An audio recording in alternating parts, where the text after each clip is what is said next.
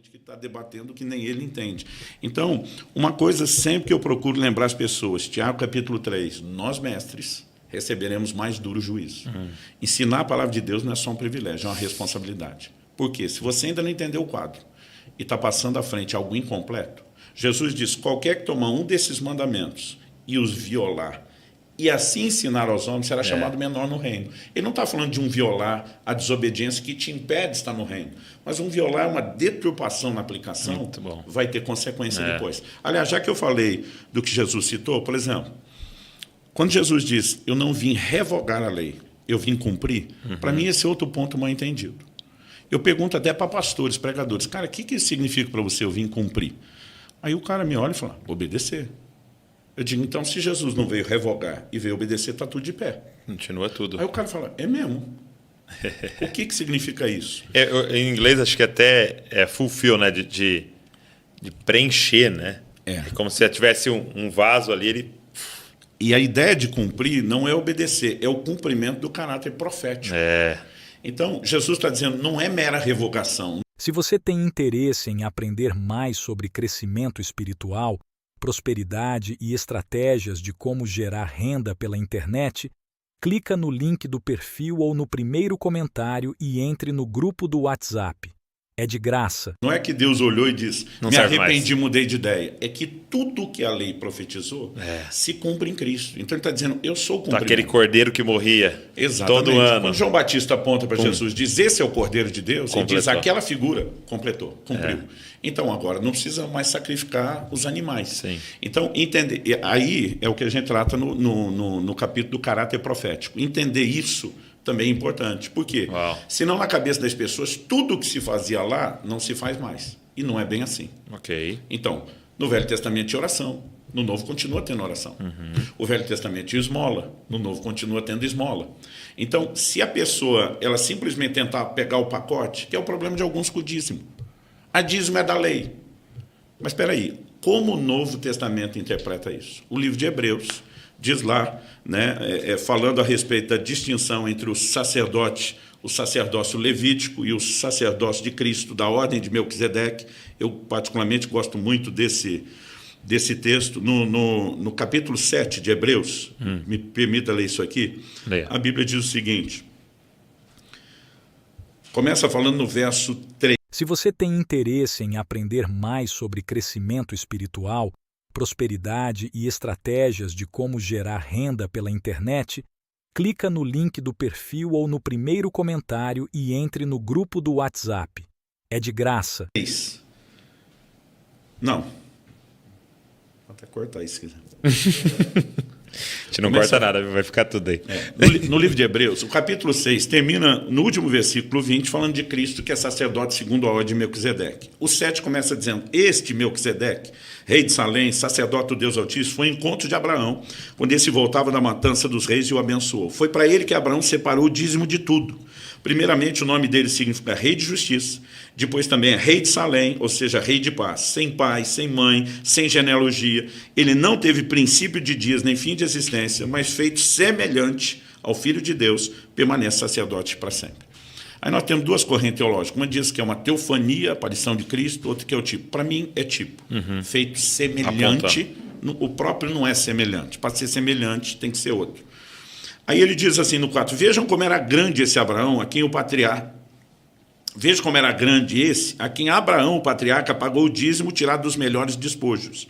Ora, os que dentre os filhos de Levi, lei de Moisés, recebem o sacerdócio, têm ordem, de acordo com a lei de Moisés, de recolher os dízimos do povo, ou seja, dos seus irmãos, embora esses sejam descendentes. Se você tem interesse em aprender mais sobre crescimento espiritual, prosperidade e estratégias de como gerar renda pela internet, clica no link do perfil ou no primeiro comentário e entre no grupo do WhatsApp. É de graça. Abraão. Entretanto, aquele cuja genealogia não se inclui entre os filhos de Levi, agora está falando de Jesus, está falando de Melquisedeque, recebeu dízimos de Abraão e abençoou aquele que havia recebido as promessas. Evidentemente, não há dúvida de que o inferior é abençoado pelo superior. Outra versão diz, o menor é abençoado pelo maior. Aí ele diz, aliás, aqui os que recebem dízimos são homens mortais. Aqui ele está falando Levi. Ele diz, porém, ali o dízimo foi recebido por aquele de quem se testifica que vive. Então, Melquisedeque figura Cristo. Figura Cristo. E diz, por assim dizer, também Levi, que recebe dízimos, pagou-os na pessoa de Abraão. Levi nem existia. Aliás, algumas traduções, essa é uma tradução mais por equivalência, Nova Almeida atualizada, as por literalidade, né, elas dizem o seguinte, quando a Bíblia está dizendo aqui que Levi pagou-os na pessoa de Abraão, gente, Levi não existia. Ele é bisneto de Abraão. Sim.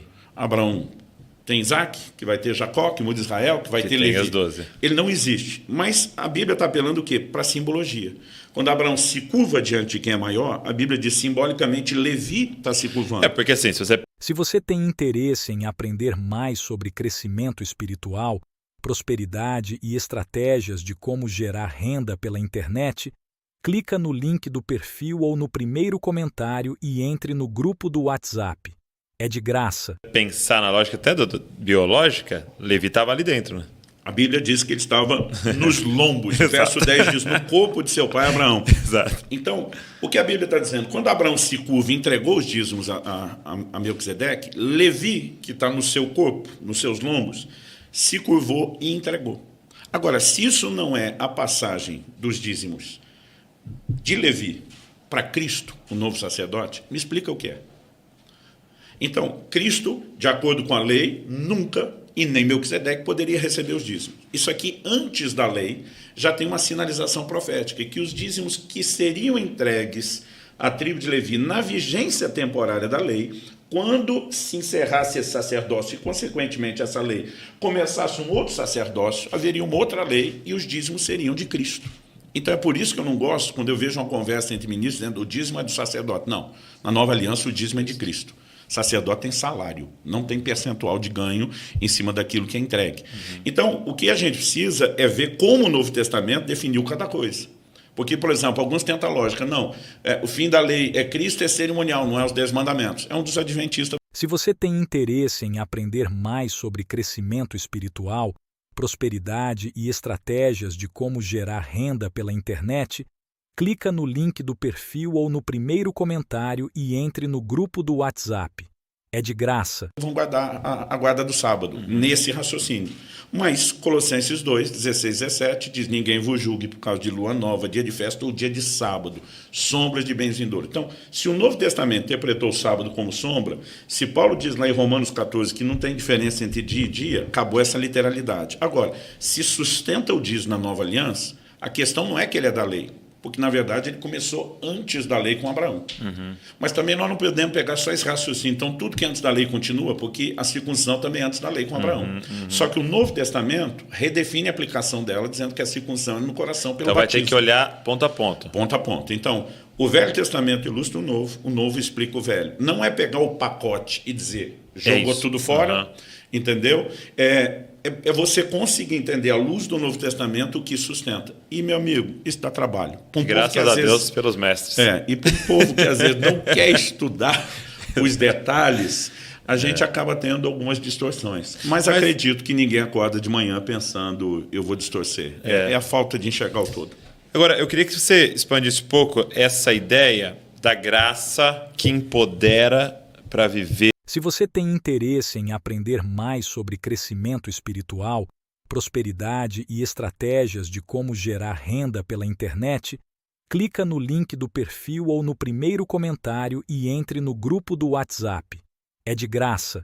De forma a agradar ao Senhor. Porque assim, eu estou lendo um livro, junto com a liderança aqui, chamado Vocação Perigosa. Você já viu?